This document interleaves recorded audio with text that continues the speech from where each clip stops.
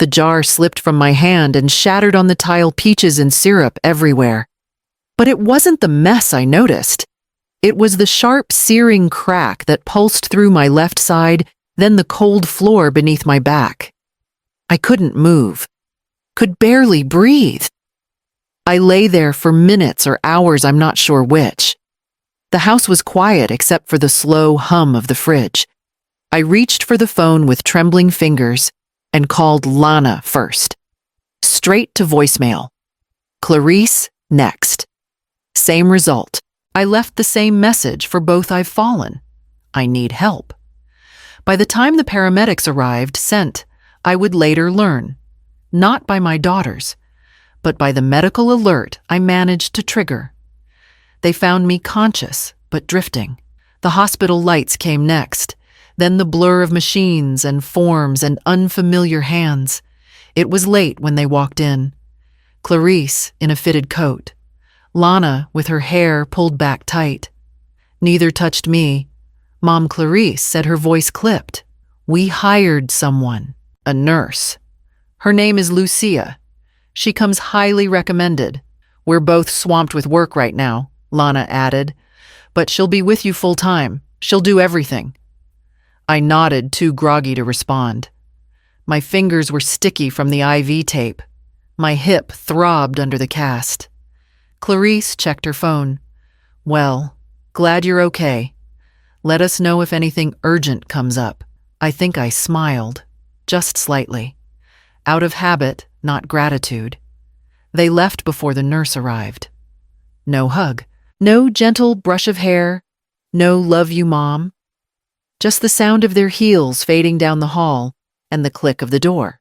Later, a nurse I didn't recognize came in to adjust the IV. I asked her name. She said she wasn't Lucia. Lucia would start in the morning. I closed my eyes and waited for morning to come. Lucia showed up the next morning just after 8. She knocked once, then let herself in with the key someone must have left her. I was still in bed, the stiffness in my leg making it hard to shift positions. Mrs. Aldridge, she said softly. I nodded. Her voice had a calmness to it, measured but not distant. She was in her early 40s, I guessed, hair tied back, her scrubs neatly pressed. She moved through the house like someone used to entering the spaces of strangers. Not intrusive, just efficient. She brought in a thermos of soup, something light with barley, and sat it on a tray near my bed. Then she unpacked linens she'd brought herself. Said the old ones looked stiff. She replaced the pillowcases without asking. I was glad. I asked halfway through the soup, did my daughters say when they might visit? Lucia paused carefully, folding the corner of the sheet under my foot. They said you need rest, she answered. That was all. No mention of a day or time. Just that I needed rest. The days began to slide past in quiet rhythm. Lucia kept a small notebook where she jotted down my blood pressure medications and meals. She boiled water for tea without asking what kind, just picked the gentle one. She folded the towels into perfect thirds. She made the house feel less like a ward and more like someone still lived in it. The phone rang on Thursdays. Always Thursdays. One of them would call, usually Clarice. She'd ask how I was, if the nurse was decent, then shift to work or the weather. 5 minutes, sometimes 6. I found myself apologizing when I needed something. Sorry to trouble you, but could I have some water? Lucia never flinched, never sighed. She simply brought the water warm or cold, depending on the time of day. One evening, she brought it with a small slice of peach on the rim of the glass. I didn't ask why. She just smiled and said, I figured you still liked them. I hadn't told her about the jar. Not yet. By the 3rd week, I could take 5 steps without the walker. Lucia cheered softly, marking each one on the small whiteboard she'd pinned near the kitchen. We'll beat 10 by Sunday, she grinned. I didn't say it, but her belief helped more than the painkillers. The mail came bundled with flyers and bills. But that morning, there was a thick envelope addressed in Clarice's handwriting. I recognized the expensive stationery before I opened it. She'd drafted a document. I thought it would be simpler if we added my name to the deed she wrote, in case something happens. Easier for everyone that way. No greeting, no signature. Just the printed name and the space for mine. I set it aside, unopened all the way, and slid it under a stack of library magazines. Lucia saw it, but didn't ask. She never pushed. That night, after she left, I shuffled slowly to the hallway cabinet. I opened the second drawer, the one behind the old placemats and photo albums. I reached for the black file box with the rusted lock. Inside, the documents were still exactly where Owen had left them. He'd drawn up the trust the year before his stroke. We had sat side by side with the lawyer, both of us pretending to understand every clause. He had written in large, neat letters. No decisions without both signatures. Mine still mattered. Lucia returned the next morning and found me at the table, her whiteboard untouched. I hadn't done my steps. She didn't scold, just poured the tea and waited. "I'll walk after breakfast," I said. "I promise." She nodded and brought over a folded quilt for my back. As she did, her eyes flicked briefly to the envelope still on the counter. "Do you want me to file that somewhere?" "No," I said. "Leave it there. It could sit in plain sight, unopened, just like they'd left me." The morning sun reached the porch before I did. I dressed slowly, brushed my hair, and even put on a brooch I hadn't touched since Owen's service. Mother's Day had always meant something here. Even when it was just cards or awkward calls, it was something. But by noon, the driveway stayed empty. Lucia arrived with her son, a quiet boy around 10. He carried a small cake with uneven frosting and set it down proudly. "We made it ourselves," he said. Mom let me pick the tea, too. He called me Miss Mare and asked if I liked chocolate or vanilla better. I said both. Lucia poured tea while he told me about a school play he didn't get picked for. I told him I'd have cast him anyway. He smiled like he believed me. We played a card game he brought. They stayed just over an hour. No rush. No watching the clock. Around 4, my phone buzzed. A group text. From Lana's number. "Love you, Mom." Beneath it, a stock photo of pink tulips in a glass jar. I stared at it for a moment. Not even a message written by hand. Just a forwarded image with a heart emoji at the end. I saved the message not because it meant anything, but because it didn't. That night, after Lucia left and the house returned to its quiet rhythm, I sat at the kitchen table and pulled the trust forms from their envelope. I reread them slowly, letting each line settle in. Lucia's name was already listed under medical decision-maker. The rest needed only a signature and a witness. Nothing rushed. Just a steady pen and a steady hand. I left them out on the table beside the whiteboard. Tomorrow, we'd walk 5 more steps. Maybe 10. But tonight, I'd make sure no one could walk in here and take what I'd built. Lucia found the drawer by accident. She was looking for spare batteries for the blood pressure cuff when she pulled open the narrow cabinet beside the pantry. Inside were neatly labeled folders, tax statements, maintenance receipts, lease renewals. She paused, then called my name, not alarmed, just careful. "I didn't know you owned rentals," she said, when I came closer.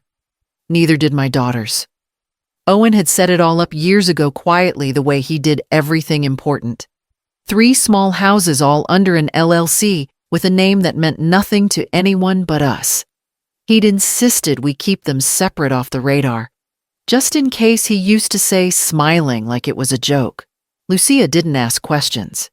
She only said, "You should have someone look at this to make sure it's protected."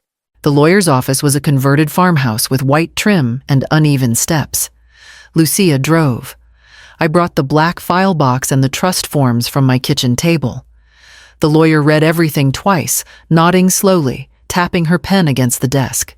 "You're not late," she said, "but you are right on time." We revoked the old power of attorney, updated beneficiaries, clarified the trust language Owen had written so carefully. Lucia was added not as an owner, not as an heir to everything, but as the person who could speak for me if I couldn't. Medical decisions, financial ones, boundaries I could trust. I signed where the lawyer pointed, initialed where she marked. One quiet signature after another. No calls were made, no explanations sent. Not yet. When we got home, Lucia made tea and left the documents in the drawer where she'd found the others. The drawer slid closed without resistance, as if it had been waiting for this all along. I slept better that night than I had since the fall. The next afternoon, a car I didn't recognize pulled into the driveway, and through the window, I saw my daughters stepping out, one of them carrying a leather folder I knew I hadn't given them permission to bring. They didn't call ahead, just showed up late afternoon with perfect hair-matching folders and a stranger in a suit I didn't recognize. Clarice stepped forward, first lips tight, in what was supposed to be a smile. "This is Raymond. He's the agent. We've already lined up 3 serious offers." Lana followed, holding a clipboard and gesturing like it was all settled. "We found the most charming retirement place, Mom. Heated floors, shared gardens, full activities calendar. You'll love it." I nodded slowly, as if I hadn't heard the same tone used on distant aunts they once forgot to visit. "Would you like some tea?" I asked. "Lemon or mint?" They blinked. "Mint, I guess?" Lana said, exchanging a glance with Clarice. The agent stood awkwardly in the corner, checking his watch. I moved quietly. Poured the water. Let the leaves steep just long enough. Lucia lingered near the hallway but didn't enter. She knew. They talked over each other, listing features like a sales pitch. I listened, nodded, where it was polite, even smiled once. I asked about their week. They didn't answer. I placed the teacups gently on the table, then reached for the binder from the sideboard. Thick. Tidy. Labeled in my handwriting. I set it beside the plate of shortbread cookies I'd pulled from the freezer. Clarice hesitated, her words trailing off. Mid-sentence. "What's that?" she asked. I didn't answer. I just opened it to the summary page and turned it toward them. New power of attorney, new medical directive, all legal, all notarized, beneficiaries updated, properties secured. Their voices went quiet. The notary shifted his weight, looking suddenly uncomfortable. Lana cleared her throat. This wasn't meant to pressure you, Mom. We were just trying to make things easier." I sipped my tea. "I know," I said. Lucia stepped into the room, then asked if I needed help with the dishes. I nodded, stood slowly, and left the binder open on the table as I followed her into the kitchen. Clarice was the first to recover. "This is ridiculous," she snapped. Standing so abruptly, her chair scraped the floor. "She's manipulating you. You barely know her." Lucia didn't move. She kept her hands folded in front of her eyes, lowered, not ashamed, just steady. Lana's voice broke. "We didn't know you felt this way, Mom. You never said anything. We thought you were fine." I looked at them. Really looked. The familiar faces suddenly sharp around the edges. "I gave you years," I said. Quietly, I gave her months, but only one of you stayed. Silence stretched. Clarice scoffed, shaking her head. "This won't hold. We can contest it. You're not thinking clearly." I reached for the binder. Again, flipped past the legal language to the appendix. Statements from my physician, notes from the lawyer, copies of transfers they'd authorized years ago without reading, and then the recordings, short, unedited. Their voices, their words. "We're swamped. The nurse will handle it. Just add my name, it's easier." Lana covered her mouth. Clarice went still. "I didn't record you to trap you," I said. "I recorded you, so I wouldn't forget what it felt like to be left." The agent cleared his throat and quietly excused himself. The notary followed. The door closed behind them with a soft click. Clarice sat back down, deflated. Lana wiped her eyes but didn't look at me. Lucia finally spoke. "I'll give you some space," she said already, moving toward the hall. "No," I replied. "Stay." She stayed. My daughters gathered their folders slower this time. No threats now, no urgency. Just the sound of paper being tucked away where it no longer mattered. When they left, the house felt different. Not emptier, clearer. Lucia made tea again, didn't ask which kind. I watched the steam rise and thought of the garden out back, still bare, still waiting. The ground softened just enough by April for us to dig. Lucia brought gloves and seedlings. Her son brought a small trowel and more energy than the three of us combined. We planted violet sweet peas and something yellow I couldn't name, but liked instantly. The back corner of the yard had sat empty for years. Owen always meant to build a shed there. I think I preferred the flowers. There were no more calls, no more emails. The silence, once heavy, now felt like clean air.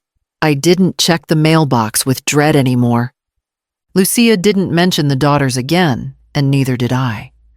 I joined a small book circle at the local library, not the kind with assigned chapters or wine, just 5 women and a battered stack of poems. I read one aloud in April, my voice trembling on the first stanza, then settling. The walker stayed near the back door now. I still used it on uneven ground, but most mornings I forgot where I'd left it. One afternoon, as we watered the marigolds, Lucia told me she'd applied to nursing school. Part-time. Evenings. She didn't expect to be accepted. She was. I baked a peach tart to celebrate, even though she insisted it was too much. Her son asked if there'd be candles. I said yes. The next week I spoke to the credit union about the old education account Owen had set aside. We never used it. The daughters had scholarships, but the fund remained untouched, forgotten, in a folder behind our old tax returns. Now it had a name, the Lucia Salazar Scholarship Fund. Modest, but steady. Enough to carry her through. I printed the certificate and framed it in the same gold frame that once held our wedding photo. It hung on the hallway wall now, where you'd see it just before stepping out into the garden. The same day, the first sweet peas opened a single envelope arrived with handwriting I hadn't seen in months. The envelope was cream-colored, slightly smudged at the corners, and addressed in Lana's looping handwriting. I hadn't seen it in over a year. For a moment, I thought it might be another attempt, another plea wrapped in sentiment. But it wasn't. Inside was a simple birthday card. No printed poems, no glitter. Just one handwritten sentence on the blank side. "I'm sorry. I thought she'd take care of you better than I could." No excuses. No demands. No mention of deeds, documents, or decisions. Just that. I read it once, then again. I didn't cry. I didn't pick up the phone. I didn't tell Lucia. But I didn't throw it away.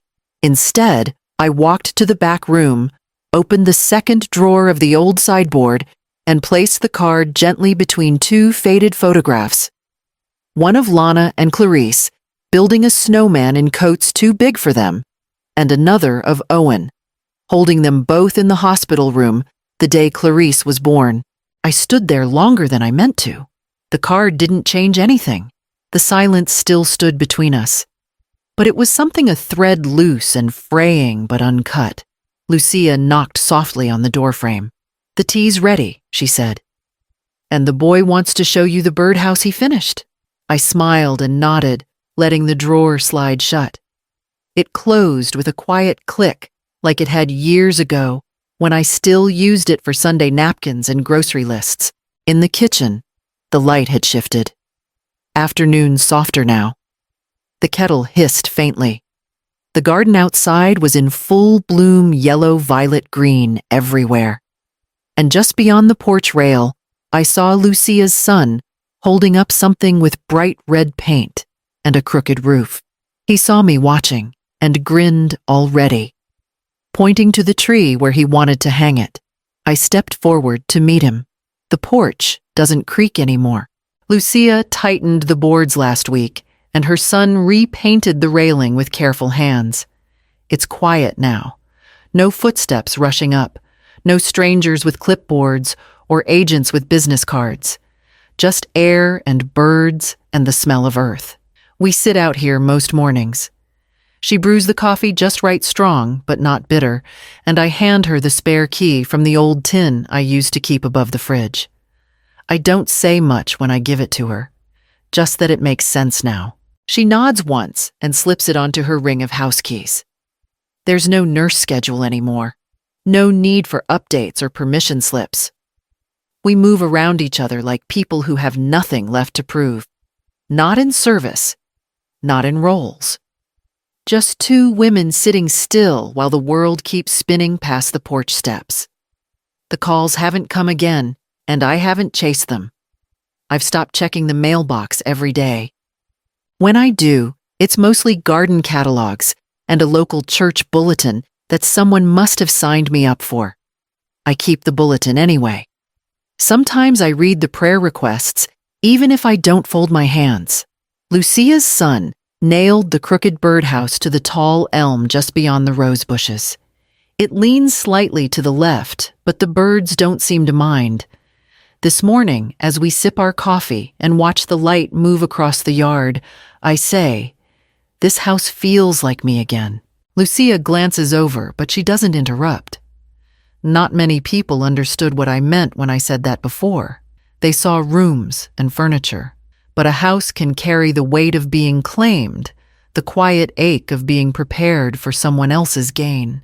Now no one's waiting to take anything. No footsteps. No buzzers. Just the slow unfolding of days. Lucia reaches over to refill my cup.